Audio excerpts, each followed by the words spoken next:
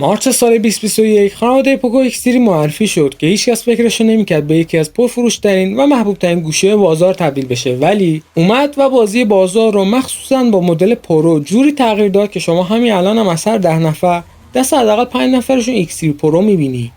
البته که این موفقیت حقش بود.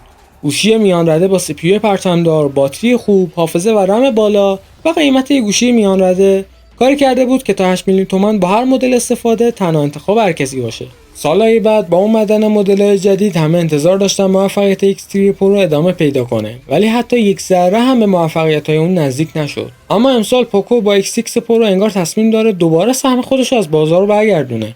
ولی آیا میتونه؟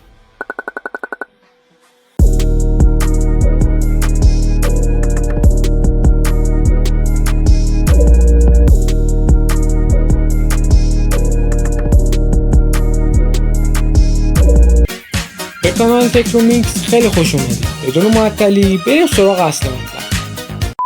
چند وقت پیش پوکو سری جدید خودشو یعنی M6 پرو 4G، X6 5G و X6 پرو 5G رو معرفی کرد که وقتی X6 پرو معرفی شد مشخصاتی که داشت در کنار قیمتش باعث شد حرف و حدیثای زیادی به وجود بیاره که آیا میتونه موفقیت سه نسل قبل خودش رو تکرار کنه؟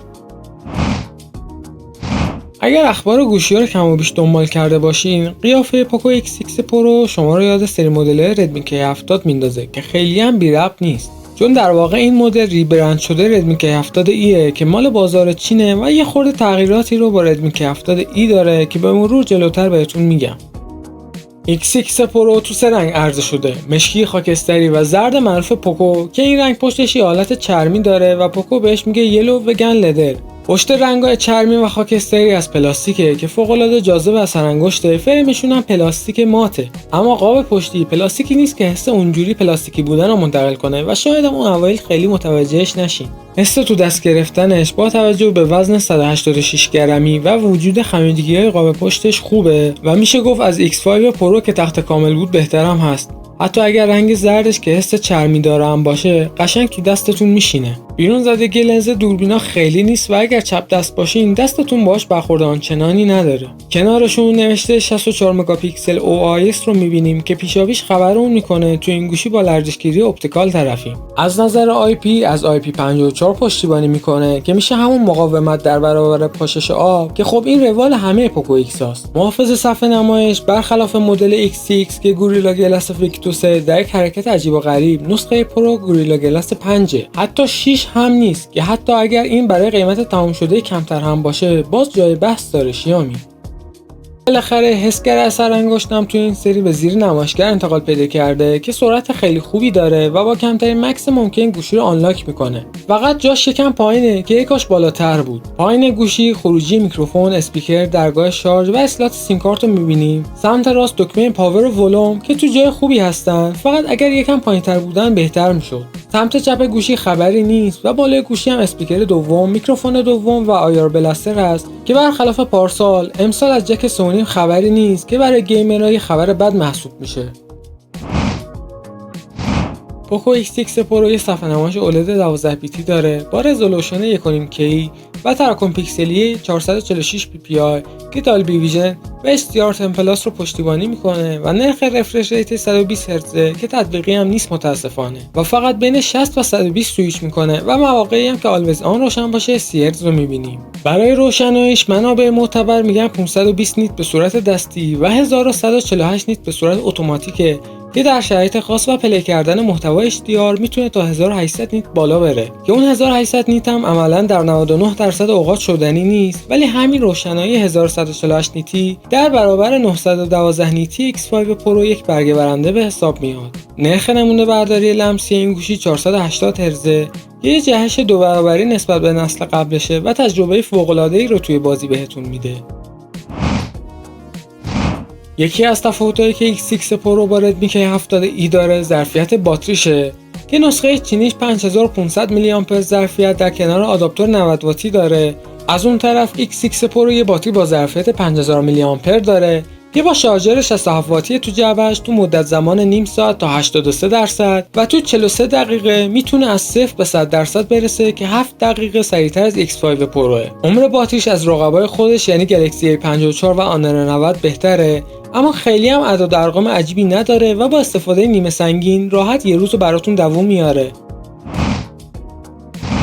پوکو X6 پرو مجهز به هایپر او اس راهی بازار شده که مبتنی بر اندرویده و میشه گفت ترکیب اندروید 14 و میو آی سیستم عامل هایپر او اس رو تشکیل میده. میزان لگ و باگ و مشکلاتش تا به این لحظه کمتر از میو آی بوده و موقع کار با X6 پرو همه چیز نرم و روونه و نگرانی از بابت کندی و لگ موقع گشتن تو گوشی و سوایپ کردن سریع بین برنامه‌ها وجود نداره.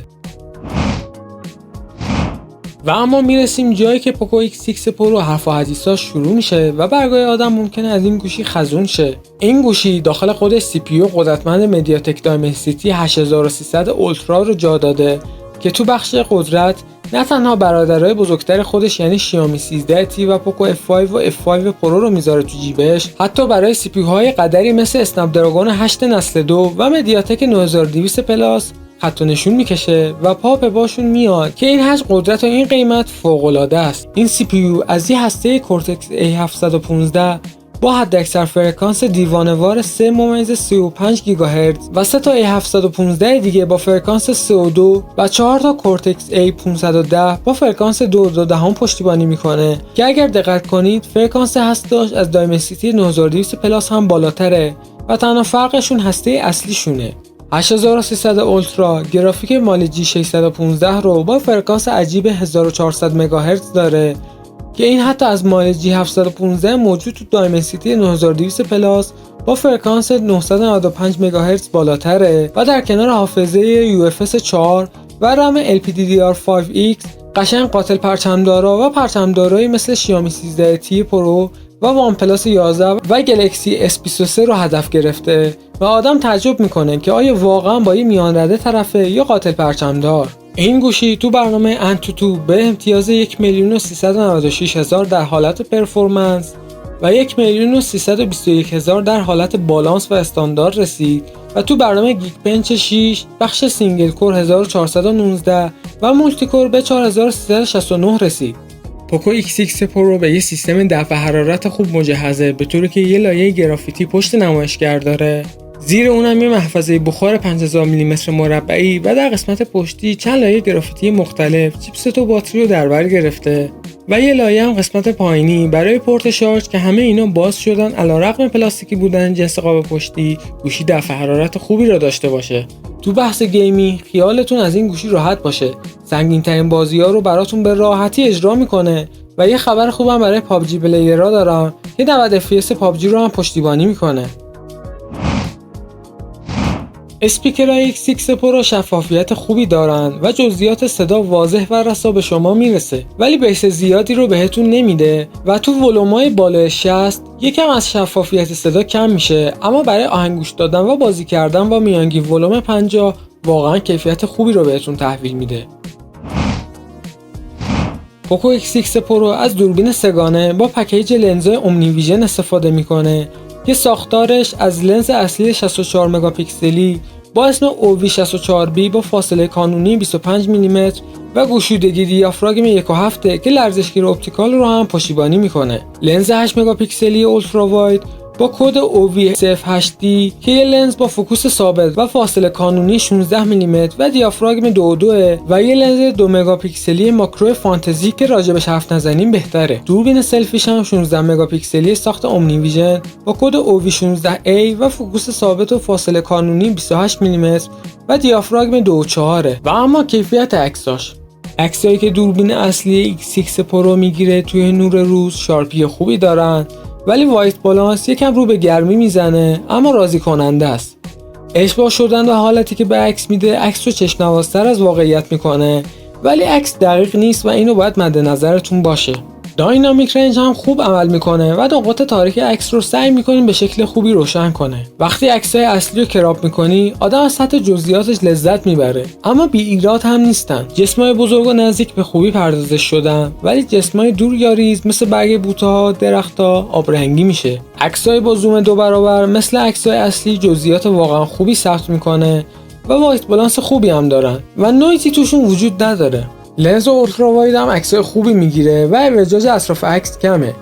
دقت رنگیش هم خوبه. وقتی که راپش میکنی سطح جزئیات بافتا رو هم خوب تونسته در بیاره که برای اولترا واید 8 مگاپیکسلی خوبه. تنها نقطه ضعفش اینه که تو جاهای تاریک و سایه نویز تو عکس وجود داره و شما به راحتی میتونی نویز ها رو ببینی. عکسای با حالت فول رزولوشن در نگاه اول وایت بالانس گرمتری به نسبت 16 مگاپیکسلی ها دارن، ولی از نظر جزئیات خیلی فرقی با 16 مگاپیکسلی نداره و مثل حالت عادی اجسام نزدیک رو خوب تونسته پردازش کنه، ولی با زوم کردن بیشتر متوجه آبرنگی شدن اجسام دورتر و کوچیک‌تر میشین. عکسای لنز اصلی تو شب داینامیک رنجشون خوبه و بافتا در حالت کلی خوب پردازش میشن، ولی اگر رو زوم کنین متوجه آبرنگی شدن بافتا میشین. سیستم پردازشی گوشی سعی کرده نویزها رو کنترل کنه هرچند که وجود دارن، ولی همین داستان باعث آبرنگی شدن جزئیات عکس شده.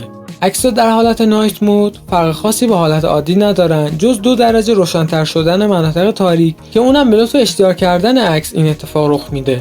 عکس اولترا واید توی شب در نگاه اول داینامیک رنج خوبی دارن، نویز توشون کم و بیش وجود داره و اگر منبع نوری خوبی وجود داشته باشه سطح جزئیات خوبی رو هم دارن، ولی اگر منبع نوری دقیقی وجود نداشته باشه همه چیز رو به آبرنگی شدن میره. در نگاه کلی عکسای کار را بندازی میگیره، ولی ترجیحاً روشون زوم نکنید و انتظار بیشتر از این از یه دوربین اولترا واید 8 مگاپیکسلی اونم توی شب واقعا زیاده. حالت نایت مود اولترا واید دقیقاً اتفاقی که سر عکس‌ها عادی میاره سر این عکس‌ها هم میاره و فقط چند پرده روشن‌ترشون میکنه. عکس‌های سلفی هم دقت رنگی و داینامیک رنج خوبی دارن، ولی سطح جزئیات پوستو خیلی خوب نمیتونه بگیره و به رسم بیشتر شیائمی‌ها پوستو صاف و براق میکنه. تو بحث فیلم برداری پوکو X6 پرو نهایتاً تا 4K 30 فریم میتونه ضبط کنه.